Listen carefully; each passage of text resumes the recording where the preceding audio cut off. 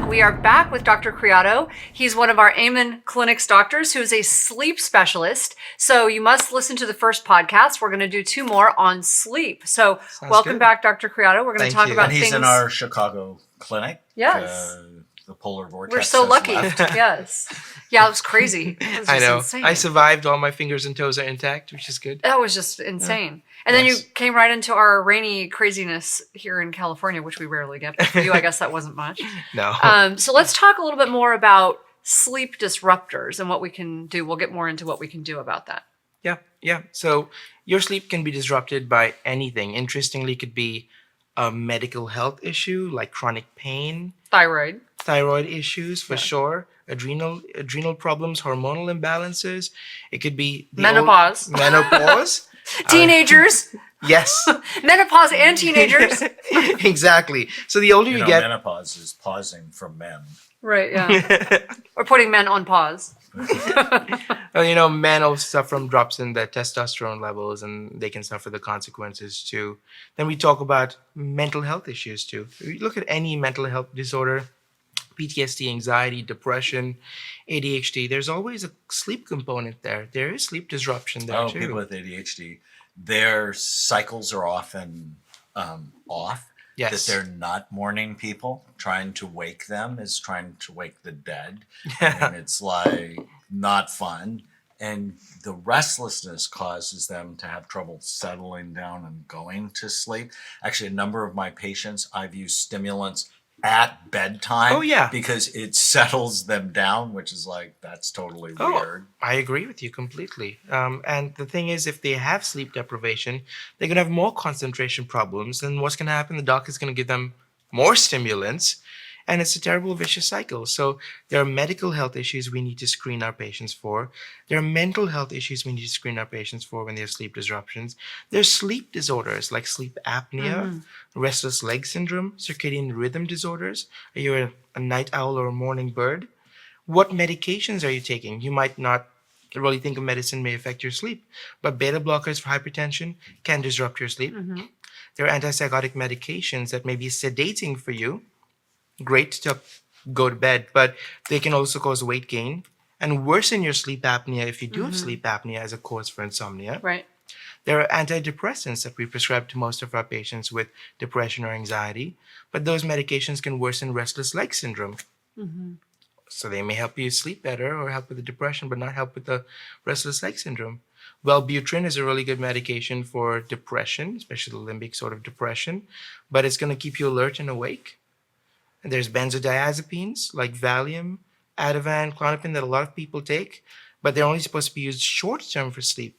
Long-term, there's concerns for dementia, frequent falls, confusional awakenings, especially in the elderly. Do I want an elderly patient to fall and break a hip or drive and forget about what happened, like is seen with some other medications too?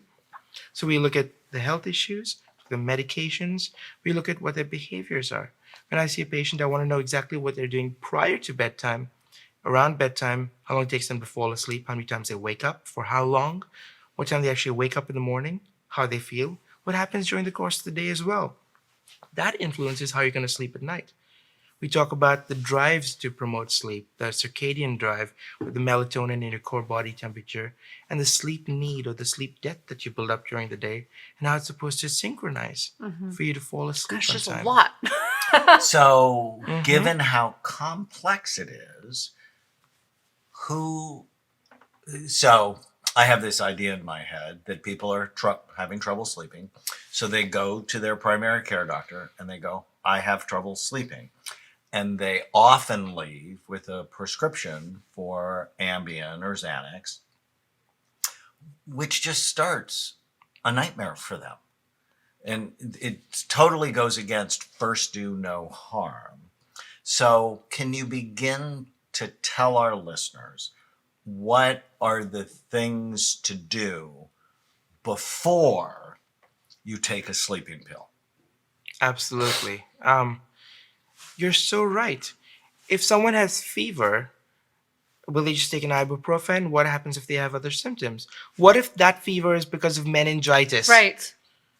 We're putting a Band-Aid over a bullet hole. Exactly. Yeah. Exactly. It's not going to be effective. So that's one of the reasons I did sleep medicine too, because it was just shooting in the dark. I didn't like what was going on at all. Why just an Ambien or a Clonabin to help put somebody to sleep? What's the underlying cause of the sleep issue? That's where we want to focus. So even before you resort to medication, it's really important to dig deeper. See if there's any mental health issues, any medical issues, any medications that are affecting your ability to sleep. What are your sleep behaviors? What are your thoughts regarding sleep? If you're not being able to sleep well for a certain amount of time, you'll have all these automatic negative thoughts. The ants eat away at you while you're trying to sleep.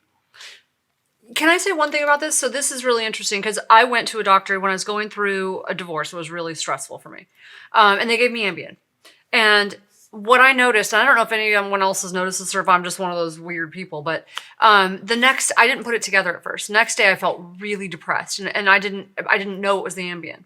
Like seriously depressed. I got really tearful for no reason. There was nothing triggering it. I just got tearful for like no reason. Yeah.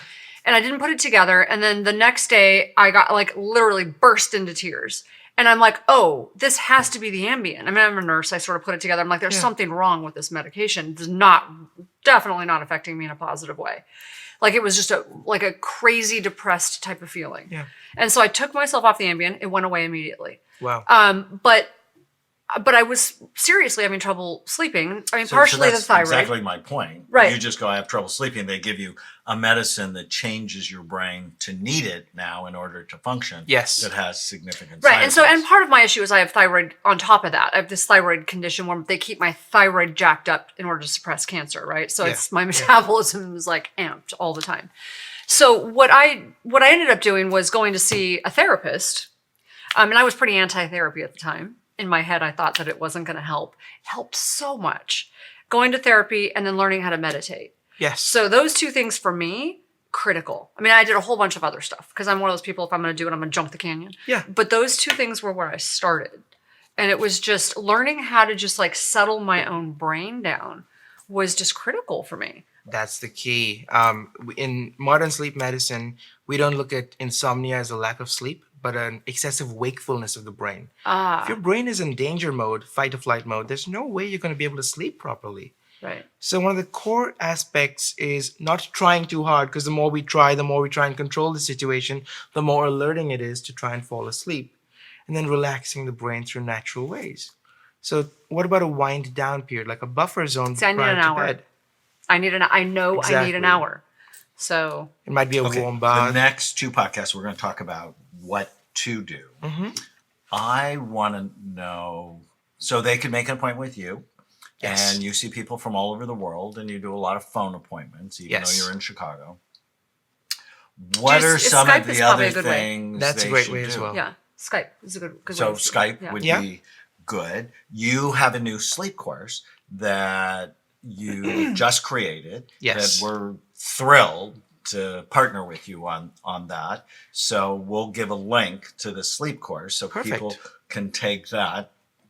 Because, the reason I've written for so long and encourage you to do that is there's only so many patients we can see. Yes. But we have this information Right. that is so critical. And as you said, this is one of the most important things you'll ever do. For is sanity. get your sleep right.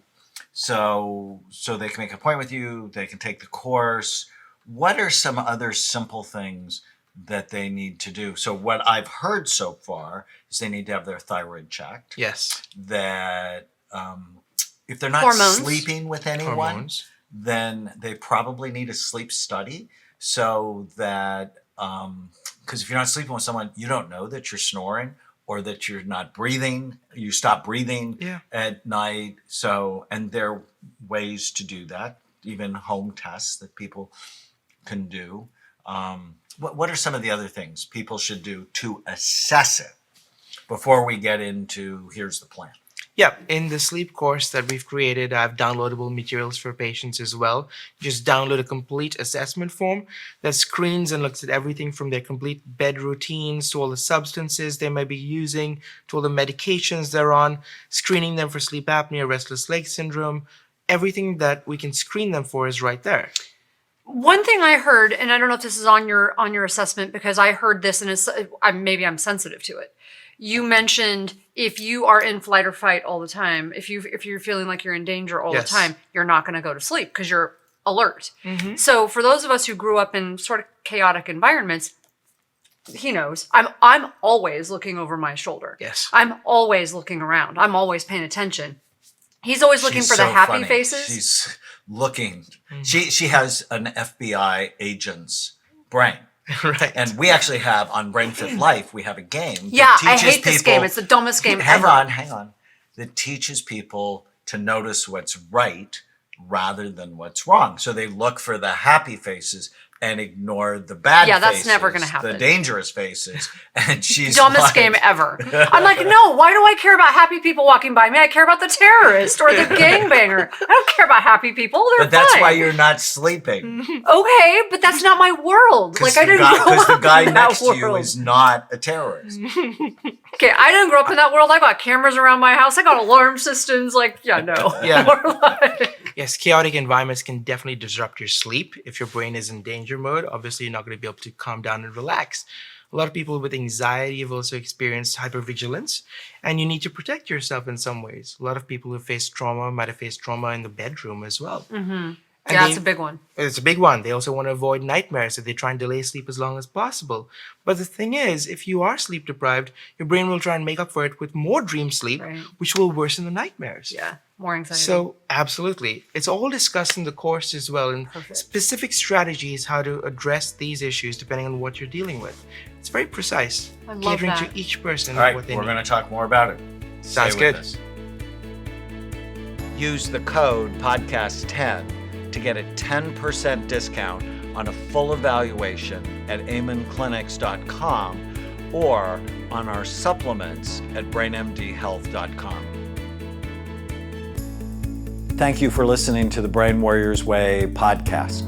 Go to iTunes and leave a review, and you'll automatically be entered into a drawing to get a free signed copy of the Brain Warriors Way and the Brain Warriors Way cookbook we give away every month.